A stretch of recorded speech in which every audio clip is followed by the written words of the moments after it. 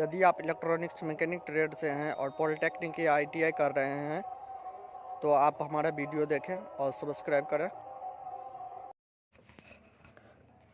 Efficiency transfer coupled class ए का amplification कितना होगा? तो 50% से ऊपर होगा। नेक्स्ट क्वेश्चन है, एम्पलीफायर में सकारात्मक फीडबैक का उपयोग करने के लिए किस उद्देश्य का उपयोग करते हैं? एम्पलीफिकेशन में सकारात्मक फीडबैक के लिए किस प्रकार का उद्देश्य का उपयोग करते हैं? सकारात्मक फीडबैक के लिए किस प्रकार का दोलन का उपयोग किया जाता है, दोलन पैदा किया जाता है, दोलन उपयोग किया जाता है किसके लिए? सकारात्मक फीडबैक उपलब्ध करने के लिए, सकारात्मक फीडबैक के लिए दोलन उपयोग किया जाता है। नेक्स्ट क्वेश्चन है, क्या होगा जब PN जंक्शन पर फॉरवर्ड बायस अत्यधिक किया जाएगा? अर्थात PN जंक्शन पर अगर फॉरवर्ड अधिक कीजिएगा, फॉरवर्ड अधिक कर दीजिएगा तो क्या हो जाएगा? इसकी जंक्शन की चौड़ाई बढ़ जाएगा। जंक्शन की चौड़ाई बढ़ जाएगा नहीं, जंक्शन की चौड़ाई नहीं बढ़ेगा, जंक्शन टूट जाएगा और कम जंक्शन क्या होगा? जंक्शन जो होगा वे टूट जाएगी। जंक्शन क्या होगी? जंक्शन जो होगा वे टूट जाएगा। जंक्शन टूट जाएगा कि किससे? जंक्शन से PN डायोड पर अगर फॉरवर्ड बायस अधिक कर दीजिएगा तो जंक्शन टूट जाएगा। नेक्स्ट यहाँ पर क्वेश्चन है, ये जो डायग्राम देख रहे हैं ये किस प्रकार के डायग्राम है? ये जो डायग्राम है ये किस प्रकार के डायग्राम है? ये आपका EC forward resistance set test है। ये क्या है? ये EC फॉरवर्ड रेसिस्टेंस टेस्ट है। नेक्स्ट क्वेश्चन है, डार्लिंगटन जोड़ी को चालू करने के लिए एमीटर वोल्टेज को क्या आवश्यकता होता है? डार्लिंगटन वोल्टेज को चालू करने के लिए, डार्लिंगटन वैल्यू को चालू करने के लिए 1.4 वोल्ट वोल्टेज की जरूरी है, 1.4 वोल्ट की ज़रूरत है। सर्किट में ट्रांजिस्टर की स्थिति क्या है? सर्किट में ट्रांजिस्टर की स्थिति क्या है? ये डायग्राम है, इसका आंसर कितना होगा? ये डायग्राम, तो इसका आंसर होगा C नंबर। एक ओपन स्विच है। ये क्या है? ये किस प्रकार का? ये एक ओपन स्विच है, ओपन स्विच। नेक्स्ट यहाँ पर क्वेश्चन है, क्यों पूरक समरूपता एम्पलीफायर को अन्य प्रकार के एम्पलीफायर कॉन्फ़िगरेशन पर पसंद किया जाता है? पर समरूपता एम्पलीफायर को अन्य प्रकार के एम्पलीफायर कॉन्फ़िगरेशन पर पसंद किया जाता है। इसका राइट आंसर होगा ट्रांसफार्मर को फिर से लगाने के लिए पूरक समरूपता एम्पलीफायर के अन्य एम्पलीफायर पसंद क्यों करता है? समरूपता पूरक समरूपता के एम्पलीफायर के अन्य एम्पलीफायर कौन सा है? ट्रांसफार्मर को फिर से जोड़ दीजिए समरूपता में। नेक्स्ट क्वेश्चन, कलेक्टर में वोल्टेज ड्रॉप और ट्रांजिस्टर Q1 का एमीटर क्या है? कलेक्टर में वोल्टेज ड्रॉप और ट्रांजिस्टर Q1 का एमीटर कितना होगा? तो इसका डायग्राम यह है। इसका राइट आंसर कितना है? 41 का राइट आंसर है C, 9 वोल्ट होगा इसका। नेक्स्ट यहाँ पर क्वेश्चन है, आप एक ट्रांजिस्टर को दोषपूर्ण होने की पुष्टि कैसे करते हैं? कोई ट्रांजिस्टर जो है ये दोष खराब हो चुका है, कैसे आप कह सकते हैं जो ये खराब हो चुका है? ओम मीटर का परीक्षण करके कह सकते हैं जो ये ट्रांजिस्टर जो है खराब हो चुका है। ट्रांजिस्टर कैसे खराब होता है? ओम मीटर का परीक्षण करके। ये जो डायग्राम देख रहे हैं ये किस प्रकार के डायग्राम है? ये जो देख रहे हैं ये किस प्रकार का डायग्राम है? यह एक खुला स्विच है, ओपन स्विच।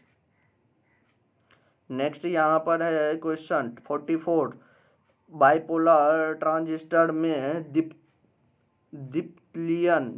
क्षेत्र कहाँ मौजूद होता है? डिप्लीशन क्षेत्र कहाँ मौजूद होता है? बाइपोलर ट्रांजिस्टर में डिप्लीशन क्षेत्र कहाँ पर मौजूद होता है? बाइपोलर में डिप्लीशन क्षेत्र कहाँ मौजूद होता है? EV और BC के बीच में बाइपोलर ट्रांजिस्टर के दीप्तिमान होता है। कहाँ पर? EB और BC के बीच में। नेक्स्ट यहाँ पर किस प्रकार का डायग्राम है? 45 नंबर है, ये भी है। D नंबर, पैरासिटिक कैपेसिटर्स और ट्रांजिस्टर आवृत्ति। पैरासिटर्स, कैपेसिटी और ट्रांजिस्टर घुटने के वोल्टेज से ऊपर और विशेषताओं के वक्र में टूटने वाले वोल्टेज से नीचे की व्यवहार करता है। ये जो डायग्राम है किस प्रकार का डायग्राम है? तो ये आपका हो गया डायग्राम निरंतर करंट स्रोत का। नेक्स्ट यहाँ पर है एक ट्रांजिस्टर एम्पलीफायर के क्यू बिंदु को किस मात्रा में प्रभावित करता है? ट्रांजिस्टर के एम्पलीफायर के क्यू बिंदु को किससे प्रभावित करता है? तो क्यू बिंदु को ताप में वृद्धि, क्यू का मान जो होता है ताप में वृद्धि को दर्शाता है, क्यू का मान ताप में वृद्धि को दर्शाता है। नेक्स्ट यहाँ पर ये किस प्रकार के डायग्राम है? ये आपका डायग्राम हो गया शंट फेड कैपेसिटी। ये जो डायग्राम है ये किस प्रकार के डायग्राम है? ये आपको क्रिस्टल ऑसिलेटर यहाँ पर क्वेश्चन है। एक क्वार्ट्ज क्रिस्टल का प्राकृतिक का आकार क्या होता है? एक क्वार्ट्ज क्रिस्टल का प्राकृतिक आकार कितना होता है? तो इसका राइट आंसर सिरों पर पिरामिड के साथ हेक्सागोनल। क्वार्ट्ज जो होगा, ये जो क्वार्ट्ज जो होगा, क्वार्ट्ज का शेप कैसा होता है? सिर के ऊपर में पिरामिड के साथ हेक्सागोनल। कौन रहेगा? क्वार्ट्ज का आकार कैसा? सिर के ऊपर में पिरामिड। नेक्स्ट क्वेश्चन है एक क्रिस्टल की गुंजयमान आवृत्ति रेंज कितना होगा? एक क्रिस्टल के गुंजयमान आवृत्ति रेंज कितना होगा? तो गुंजयमान आवृत्ति रेंज होगा आपको 0.5 से 30 मेगा एचजेड, 0.5 और 30 मेगा एचजेड। किसका मान भाई? गुंजयमान का। नेक्स्ट यहाँ पर क्वेश्चन है कोलेस्ट्रिट ऑसिलेटर का अंतर, कोलेटिट्रस ऑसिलेटर का अंतर जो होता है हर्टले ऑसिलेटर की तुलना में क्या होगा? कोलेटिटस ऑसिलेटर का अंतर जो है, कोलेटिटस अंतर हर्टले अंतर की तुलना में कितना होगा? हर्टले की तुलना में आपको यूज स्प्लाइट कैपेसिटर का उपयोग किया जाएगा। कोलेटिटस ऑसिलेटर का अंतर हर्टले ऑसिलेटर की तुलना किससे करते हैं? आप स्प्लिट कैपेसिटर से। ये जो डायग्राम है ये किस प्रकार का डायग्राम आपका आ गया? तो ये है आपका कंप्यूटेनिक कैपेसिटर है। ये कंप्यूटेनिक कैपेसिटर यहाँ पर है 54 क्वेश्चन। एलसी टैंक सर्किट की आवृत्ति द्वारा किस सर्किट का निर्धारण किया जाता है? एलसी सर्किट के द्वारा किसका निर्धारण किया जाता है? एलसी टैंक सर्किट के द्वारा किसका निर्धारण किया जाता है? तो ऑसिलेटर का निर्धारण किया जाता है। एलसी टैंक सर्किट से किसका निर्धारण? ऑसिलेटर का निर्धारण कर। ये जो डायग्राम ये किस प्रकार का डायग्राम है? तो ये आपका डायग्राम हो गया 55 नंबर। 55 का ए स्टेबल मल्टीवाइब्रेटर दो बार स्थित सीमा के अंतर में कैपेसिटर को कितना प्रभावित करता है? दो बार स्थित सीमा में। What is the percent of the change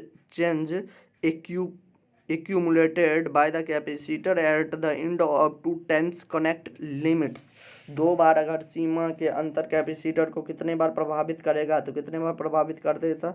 86.4%। दो बार। नेक्स्ट क्वेश्चन है एक कैपेसिटर को अपने पूर्ण आवेश वोल्टेज के 63.2% में बदलने के लिए कितने समय की आवश्यकता है?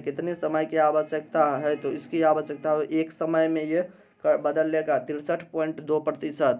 अगर पूर्ण आवेशित अगर ये वोल्टेज है तो इसको 63.2 में बदलने के लिए कितने समय की आवश्यकता है? तो एक समय की आवश्यकता है, वन टाइम्स। कौन से सर्किट आमतौर पर पैरेलल फेड हार्लेट ऑसिलेटर का उपयोग कर लेता है? पैरेलल फेड हार्ले ऑसिलेटर का उपयोग कौन कर लेता है? तो कौन करता है? तो ये रेडियो रिसीवर करता है। किसका? Parallel fade Hartley. नेक्स्ट यहाँ पर क्वेश्चन है ऑसिलेटर सर्किट के ऑसिलेशन को बनाने के लिए किस प्रकार की व्यवस्था का उपयोग किया जाता है? ऑसिलेटर्स सर्किट को ऑस्किलेशन बनाने के लिए ऑस्किलेशन बनाने के लिए किस प्रकार की व्यवस्था का उपयोग करते हैं? तो अपने लोग करते हैं व्यवस्था रीजनरेटिव प्रक्रिया का उपयोग करते हैं। रीजनरेटिव प्रक्रिया का उपयोग करते हैं किसके लिए? रीजनरेटिव प्रक्रिया किसके लिए करते हैं? ऑसिलेटर सर्किट को ऑसिलेशन बनाने के लिए किसका प्रयोग? रीजनरेटिव प्रक्रिया। ये जो डायग्राम है ये किस प्रकार का डायग्राम देख रहे हैं अपने लोग? ये जो डायग्राम देख रहे हैं ये वायर रजिस्टर का डायग्राम है, वायर रजिस्टर R1 का डायग्राम। नेक्स्ट यहाँ पर क्वेश्चन है, श्रृंखला खिलाया हार्टले ऑसिलेटर किस प्रकार की तरंग द्वारा निर्मित किया जाता है?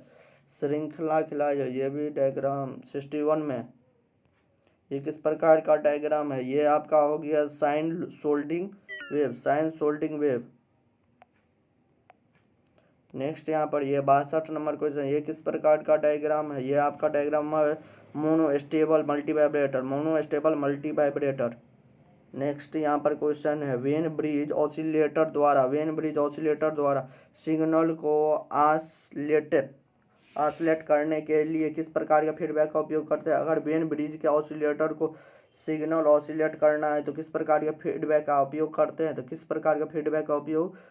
सकारात्मक और नकारात्मक दोनों प्रकार के फीडबैक का उपयोग करते हैं। अगर वेन ब्रिज ऑसिलेटर को ऑसिलेट करना है, वेन ब्रिज ऑसिलेटर को अगर ऑसिलेट करना है तो किस प्रकार के फीडबैक की आवश्यकता है? सकारात्मक और नकारात्मक दोनों वेन ब्रिज में। नेक्स्ट यहाँ पर क्वेश्चन है, कैसे ऑसिलेटर सर्किट में आवृत्ति की स्थिति में सुधार करने के लिए ऑसिलेटर सर्किट में आप कैसे सुधार करेंगे? ऑसिलेटर सर्किट में आप किस प्रकार के सुधार करेंगे? तो क्वार्ट्ज क्रिस्टल का उपयोग करके आप ऑसिलेटर सर्किट की सुधार कर सकते हो। ऑसिलेटर सर्किट में सुधार कर सकते हैं क्वार्ट्ज क्रिस्टल का उपयोग करके। यहाँ पर नेक्स्ट क्वेश्चन है 65 नंबर, कोलीपिट्स ऑसिलेटर को संचालित करने के लिए कोलीपिट्स ऑसिलेटर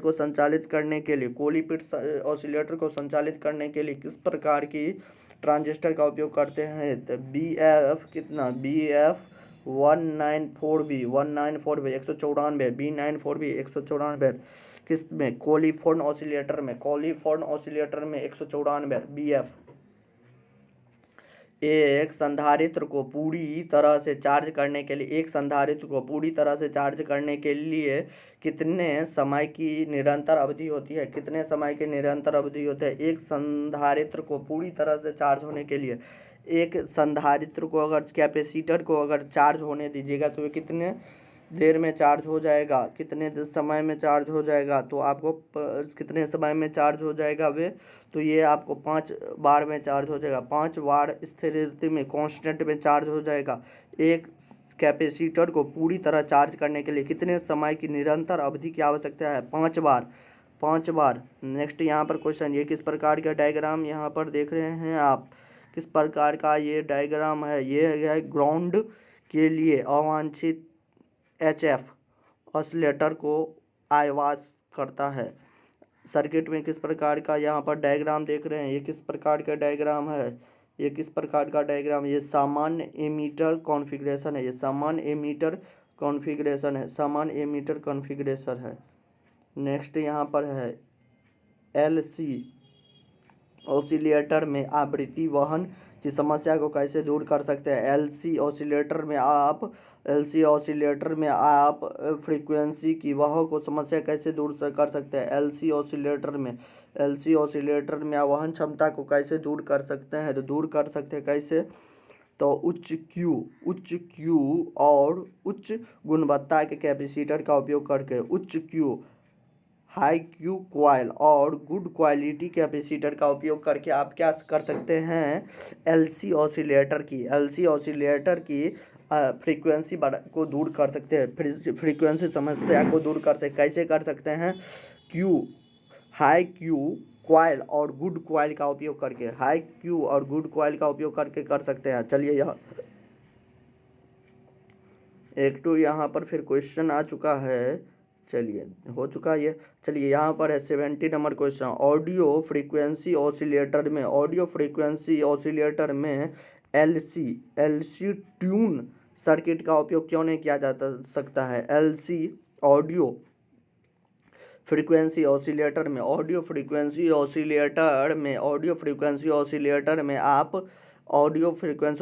आप एलसी सर्किट का उपयोग क्यों नहीं करते हैं? ऑडियो में आप एलसी सर्किट का उपयोग क्यों नहीं करते? LC value required is too large, निरंतर रेखा लार्ज है, निरंतर रेखा एलसी वैल्यू जो है निरंतर रेखा से क्या है, निरंतर रेखा का मान बहुत बड़ा है, इसलिए आप एलसी ऑडियो सर्किट में ऑडियो फ्रीक्वेंसी में आप एलसी सर्किट का उपयोग नहीं करते हैं। चलिए यहाँ पर 71 नंबर क्वेश्चन। चलिए अब नेक्स्ट क्वेश्चन है क्लिपिंग सर्किट के लिए आवश्यक है। क्लिपिंग सर्किट के लिए किस घटक का आवश्यक है? क्लिपिंग सर्किट के लिए किस घटक का उपयोग है? डायोड और रजिस्टर का उपयोग है। क्लिपिंग सर्किट के लिए डायोड और रजिस्टर का उपयोग है। ये जो डायग्राम है ये किस प्रकार का है? ये संयोजन क्लिपर है। ये किस प्रकार का है? संयोजन क्लिपर। नेक्स्ट यहाँ पर है 73 नंबर क्वेश्चन है।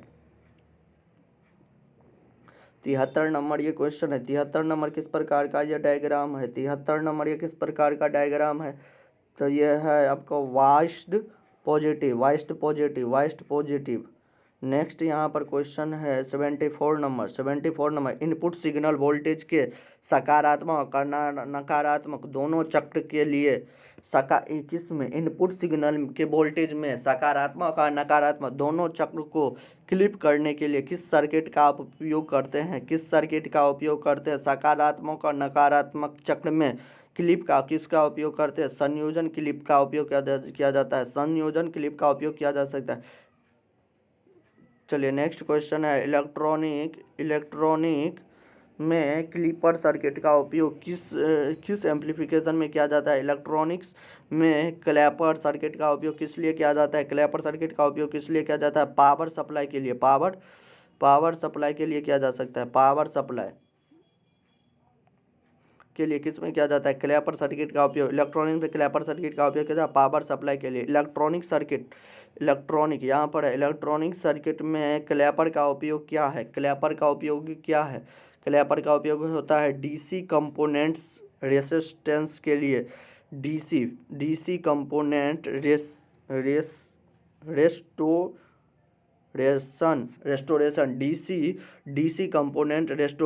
डीसी कंपोनेंट रेस्टोरेशन में किया जाता है। किसका उपयोग?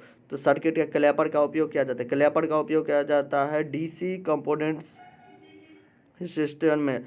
चलिए उस सर्किट का क्या नाम है? जो ऊर्ध्वाधर डाउनवर्ड दिशा में मूल सिग्नल को स्थानांतरित करती है। यहाँ पर उस सर्किट का क्या नाम है जो ऊर्ध्वाधर डाउनलोड दिशा में मूल सिग्नल को स्थानांतरित करता है? यहाँ पर है निगेटिव क्लैंपिंग सर्किट। उस सर्किट का क्या नाम है जो ऊर्ध्वाधर डाउनवर्ड दिशा में मूल संधारित करता है? उसका नाम क्या है? निगेटिव क्लैंपिंग सर्किट, नकारात्मक क्लैंपिंग सर्किट। नेक्स्ट यहाँ पर क्वेश्चन है ये जो सर्किट है ये किस प्रकार का सर्किट है? यहाँ पर है यह सकारात्मक शंट सर्किट है। ये कौन है? सकारात्मक शंट सर्किट। ये जो सर्किट है ये किस प्रकार का सर्किट है? ये श्रृंखला डायोड क्लिपर है। कौन सा सर्किट आउटपुट तरंग देता है? यहाँ पर है ये किस प्रकार का सर्किट है? ये सर्किट है आपका नकारात्मक क्लिपर। ये किस प्रकार का है? नकारात्मक क्लिपर। यहाँ पर है किस प्रकार का क्लिपर है जो सिग्नल को नकारात्मक आधे चक्र का एक छोटा हिस्सा हटा दिया जाता है? किस प्रकार का क्लिपर है जो सिग्नल के नकारात्मक आधे हिस्सा को हटा देता है? नकारात्मक आधा हिस्सा को हटा देता है। उस क्लिपर का नाम क्या है? Based negative clipper. ये कौन है? बेस्ड निगेटिव क्लिपर जो होता है नकारात्मक आधे हिस्से को हटा देता है। कौन? Based negative clipper. नेक्स्ट यहाँ पर क्वेश्चन है 82 नंबर क्वेश्चन है। उस सर्किट का नाम बताइए जो तरंग के ऊपर या नीचे की ओर मोड़ता है बिना उसकी आकृति की विचलन किए। अच्छा छोड़ो ना, वे तरंग ऊपर और या नीचे दोनों की ओर मुड़ता है, उसका नाम बताए। दोनों की ओर मुड़ता है कौन? Clapper circuit. क्लैपर सर्किट है दोनों की ओर मुड़ता है, क्लैपर सर्किट दोनों की ओर मुड़ता है। ये किस प्रकार का डायग्राम है? ये किस प्रकार का डायग्राम है? ये आपका बाइस्टेबल नकारात्मक डायग्राम है, बाइस्टेबल नकारात्मक डायग्राम। ये किस प्रकार का डायग्राम है? ये आपका संयोजक क्लीपर है। ये कौन है? संयोजक क्लीपर। यहाँ पर है क्लीपर सर्किट कार्य क्या है? क्लीपर सर्किट का उपयोग क्यों किया जाता है? तो वेव शेपिंग में किया जाता है। किस में? वेव शेपिंग में। किसका किया जाता है? क्लीपर सर्किट का उपयोग किया जाता है। क्लीपर सर्किट का उपयोग कहाँ जाता है? वेव शेपिंग में किया जाता है। वेव शेपिंग में किया जाता है क्लीपर सर्किट का उपयोग। नेक्स्ट यहाँ पर 86 नंबर क्वेश्चन, सर्किट का नाम क्या है जो ऊर्ध्वाधर दिशा में मूल सिग्नल को स्थानांतरित करता है? मूल सिग्नल में स्थानांतरित करता है, उसका नाम क्या है? सकारात्मक क्लैपिंग, सकारात्मक क्लैपिंग, सकारात्मक क्लैपिंग। ये 87 नंबर क्वेश्चन। ये किस प्रकार का डायग्राम है? 87 नंबर क्वेश्चन ये है पॉजिटिव क्लैपर। पॉजिटिव क्लैपर है, ये पॉजिटिव क्लैपर है। 88 क्वेश्चन नंबर 88 एक यहाँ पर इनपुट सिग्नल की समयावधि के संदर्भ में एक अच्छा क्लैपर सर्किट के लिए T बराबर RC क्या होना चाहिए? T बराबर RC क्या होना चाहिए? T बराबर RC कितना होना चाहिए? RC वोल्टेज कम से कम 10 बार होना चाहिए। RC should be length 10 times, 10 बार होना चाहिए। RC वाल्व कम से कम कितना बार होना चाहिए? 10 बार होना चाहिए, 10 बार होना चाहिए। क्या होना चाहिए? T बराबर RC के लिए। चलिए यहाँ पर ये कौन सा डायग्राम है? ये किस प्रकार का डायग्राम है? ये आपको हो गया इनपुट वोल्टेज को दुगुना करने वाले के लिए, इनपुट वोल्टेज को दुगुना करिए। चलिए यहाँ पर ये क्वेश्चन है, बाइस्ड नकारात्मक क्लीपर इनपुट सिग्नल को हिस्से को कब हटाता है? कब हटाता है? बाइस्ड नकारात्मक क्लीपर जो है इनपुट सिग्नल को हिस्से को कब हटाता है? बाइस्ड नकारात्मक क्लीपर जो है इनपुट सिग्नल को कब हटाता है? तो ये कब हटाता है? सिग्नल वोल्टेज बाइस वोल्टेज से अधिक हो जाता है तब ये हटाता है। सिग्नल वोल्टेज जो है बाइस बैटरिक वोल्टेज से अधिक हो जाता है।